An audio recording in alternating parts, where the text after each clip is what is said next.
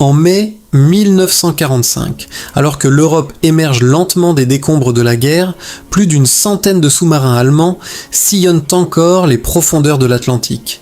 Puis vient l'ordre, court, irrévocable, historique.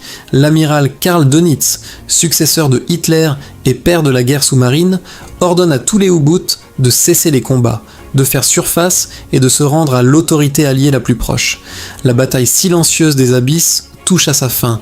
Si ce genre d'histoire vous captive, abonnez-vous et laissez un commentaire. Votre présence ici compte vraiment.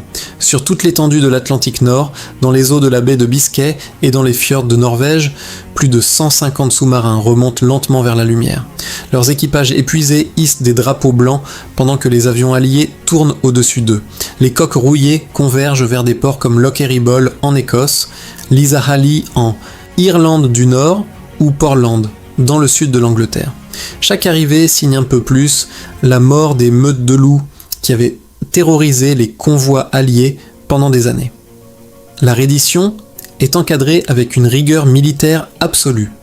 Des bâtiments de guerre alliés escortent les submersibles jusqu'au quai, où des équipes d'abordage de la Royal Navy et de l'US Navy saisissent codes secrets, cartes de navigation et armement.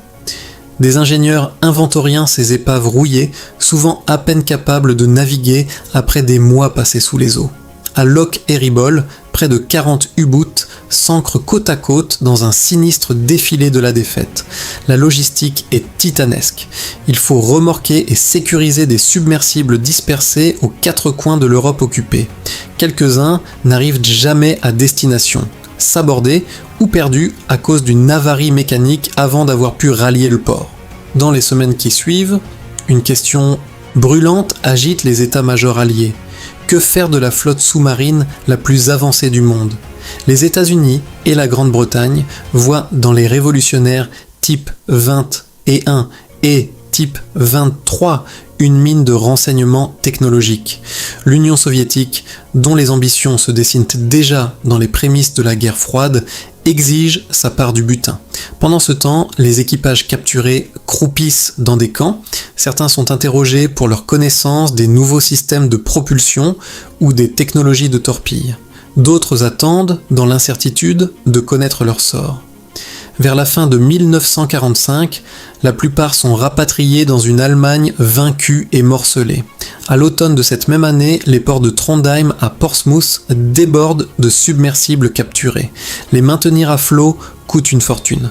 Les stocker indéfiniment est hors de question. La Royal Navy approuve alors l'opération Deadlight, un plan froid et méthodique. Remorquer les sous-marins captifs jusqu'en plein Atlantique et les couler.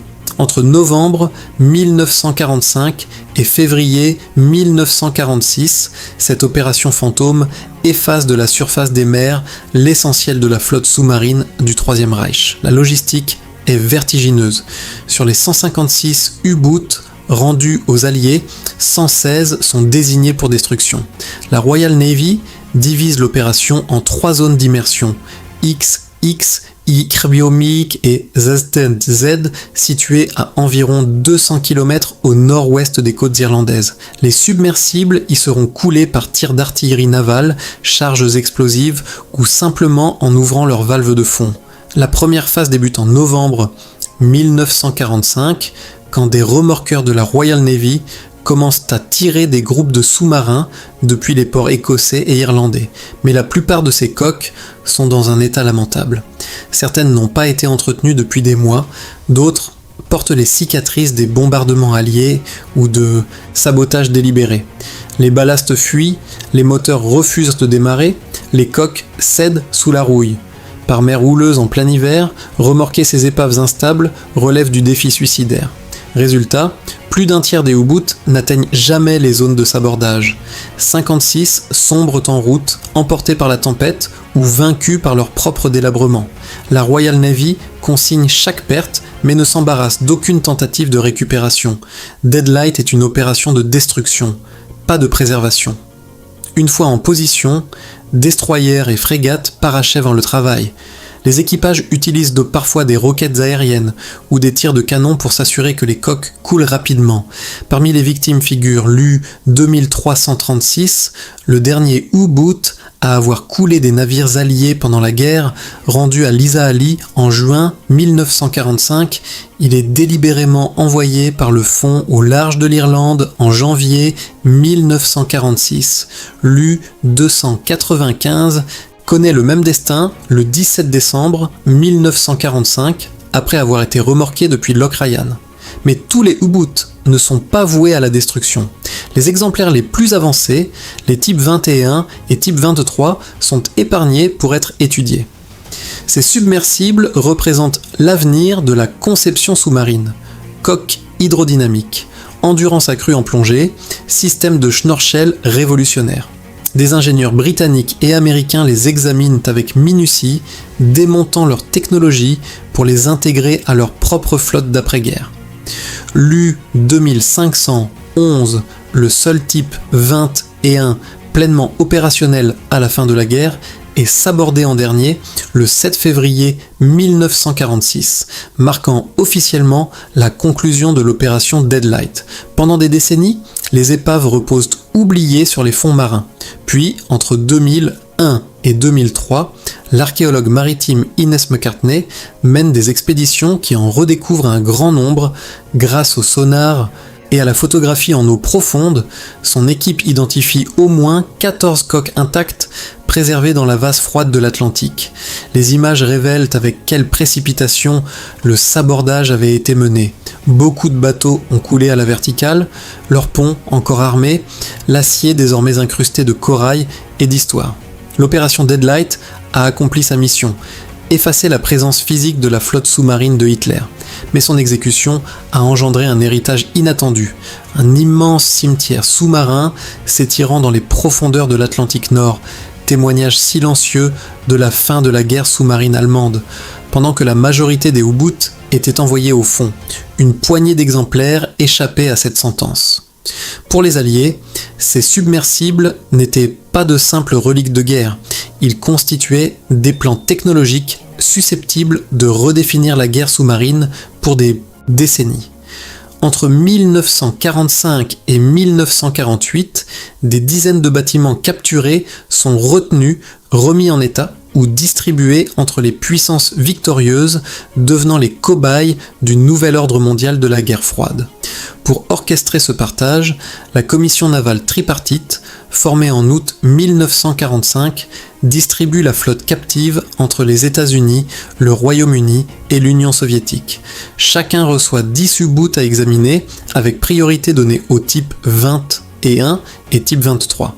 Leurs coques profilées, leurs batteries de plus grande capacité et leur système de schnorchel représentent un bond en avant révolutionnaire. Des submersibles conçus pour combattre essentiellement en immersion plutôt qu'en surface.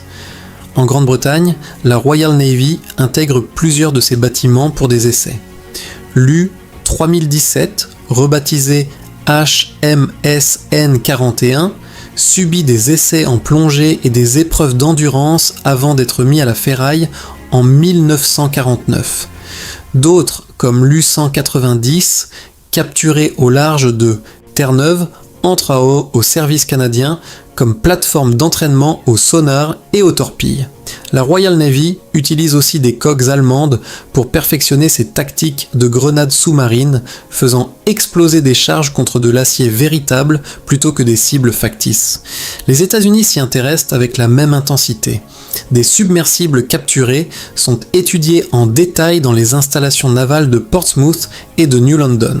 Les équipages de la force sous-marine américaine examinent les systèmes de propulsion, les technologies de navigation silencieuse et la conception des périscopes, des caractéristiques qui influenceront directement les premières classes de sous-marins américains d'après-guerre. Particulièrement significatif est le cas de l'U-234, un sous-marin cargo à long rayon d'action capturé le 14 mai 1945 alors qu'il faisait route vers le Japon avec une cargaison secrète incluant de l'oxyde d'uranium et des composants de moteurs à réaction.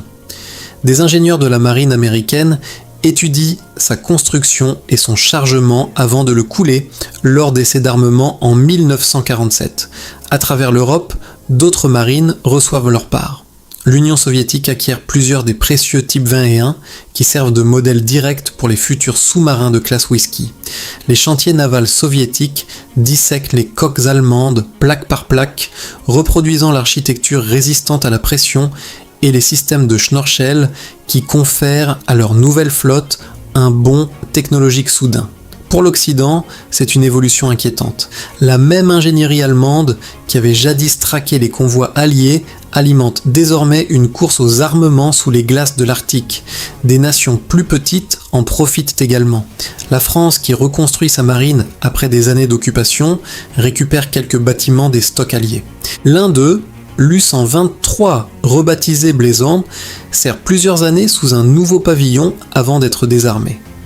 La Norvège en exploite d'autres pour l'entraînement et la patrouille côtière, tandis que le Danemark intègre la technologie sous-marine allemande dans ses programmes de construction navale d'après-guerre. Pourtant, tous ces transferts ne sont pas purement scientifiques. La redistribution des U-boots devient un des premiers symboles de la géopolitique d'après-guerre.